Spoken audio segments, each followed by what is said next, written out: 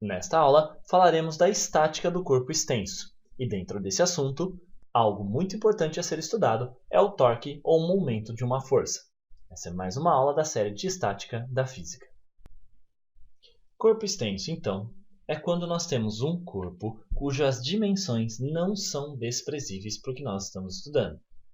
Nós temos aqui o exemplo, uma barra fixa que está apoiada sobre um eixo. Observe que as dimensões dessa barra não a considera apenas um ponto material, pois o seu movimento e o eixo estudado aqui são importantes para a resolução do exercício. O torque ou momento de uma força, então, é a capacidade de considerarmos as condições de equilíbrio causar a rotação de um corpo em torno de um eixo. Se, por um exemplo, você vir aqui nessa barra e aplicar uma força nessa extremidade, uma força F qualquer, essa barra, então, fará um movimento de rotação em torno desse eixo aqui que nós consideramos. Isso, então, é o que nós chamamos de torque, a capacidade da força causar uma rotação. Se essa força é aplicada em cima do eixo, essa força não causa rotação, logo aqui nós não temos torque. O importante a ser considerado aqui é que se essa mesma força é feita em uma outra região da barra, provocará nela um outro torque.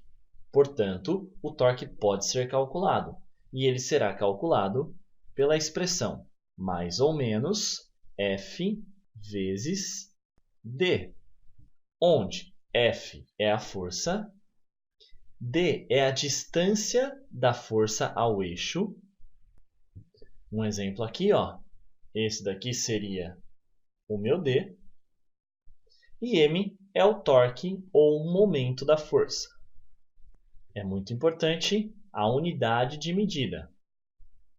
Nesse caso, Newton vezes metro. Newton, força, e a distância em metro. Já o mais e o menos aqui é a direção, já que essa é uma grandeza vetorial. E você não pode esquecer, então, aqui das flechinhas que indicam ser grandeza vetorial. Aqui, no caso, nós estamos adotando, ou, no caso desse exemplo, girando, eu posso adotar para baixo como positivo, caso o movimento fosse no sentido contrário, um torque negativo.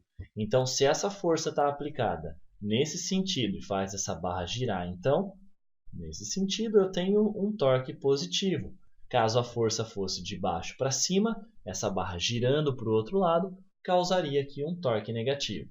O positivo e o negativo é uma questão de referencial para os nossos exercícios.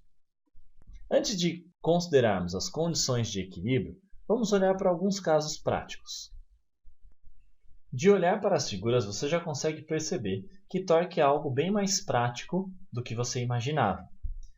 Vamos lembrar, torque é a relação entre força e a aplicação dessa força com relação a um eixo que vai provocar uma rotação de um corpo.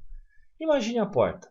Você pode fazer uma força tanto para abrir quanto para fechar essa porta. Essa força, dependendo da distância que você faz com relação ao eixo, vai fazer com que ela gire. Aqui está o eixo da porta, bem nas dobradiças. Se você aplicar uma força nessa porta em cima da dobradiça, ela não fechará, porque a distância é zero. M mais ou menos força vezes a distância. Se a distância é zero, o torque é zero, logo essa porta não gira. Agora pense só. A maçaneta da porta fica na extremidade oposta à dobradiça por uma simples questão de você ter que fazer a menor força possível para abrir essa porta, já que nessa distância eu tenho, no caso aqui, a maior distância. Quanto maior for a distância, menor é a força considerada para provocar o torque. O mesmo caso é quando você está tentando usar um martelo.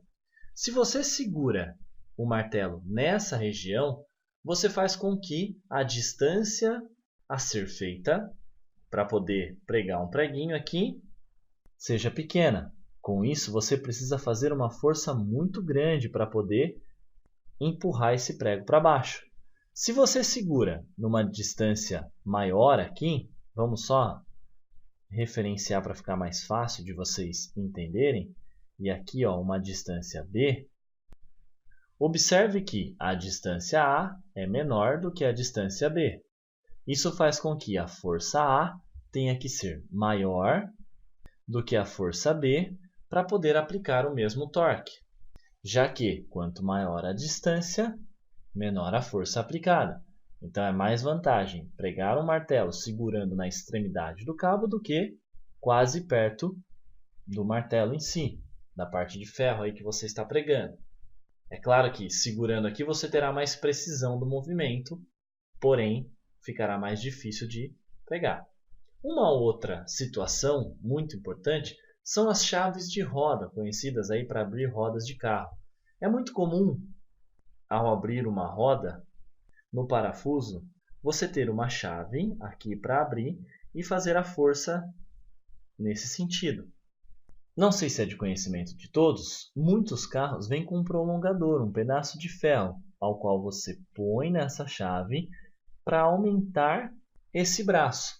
Com isso, você aumenta a distância de aplicação da força, fazendo com que a força aplicada tenha que ser menor para que você consiga abrir esse parafuso da roda, facilitando o seu trabalho. Observe como o torque ele é prático. Maior a distância, menor a força.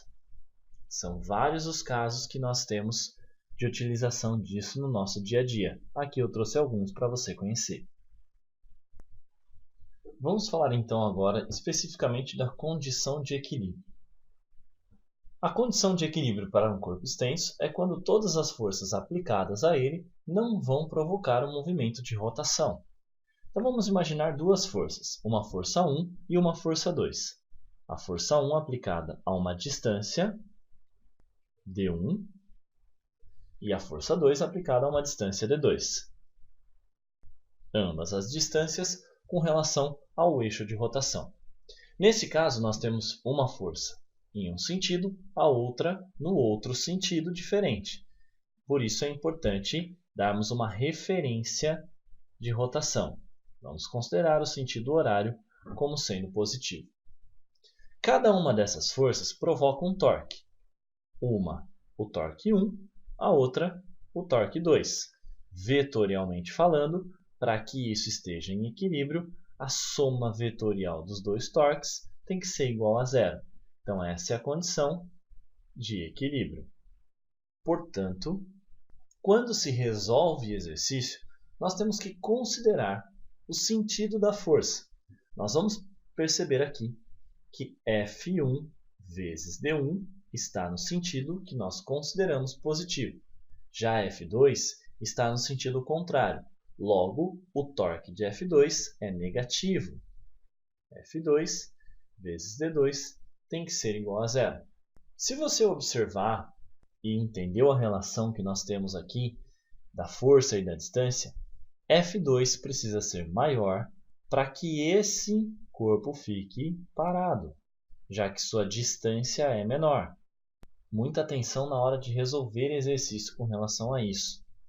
Nem todos os exercícios também deixará fácil para você qual é o eixo de rotação. E aí você precisará definir em alguns casos qual é o eixo de rotação que você vai adotar para resolver o exercício. Algo importante a ser considerado é que no eixo de rotação você tem uma força agindo aqui que nós podemos chamar de força normal. E eu poderia, neste caso, calcular qual é o torque da força normal. O torque da força normal vai ser dado pela normal vezes a distância que ela está do eixo. Como a normal é aplicada em cima do eixo, a distância é zero, portanto, o torque da normal é zero.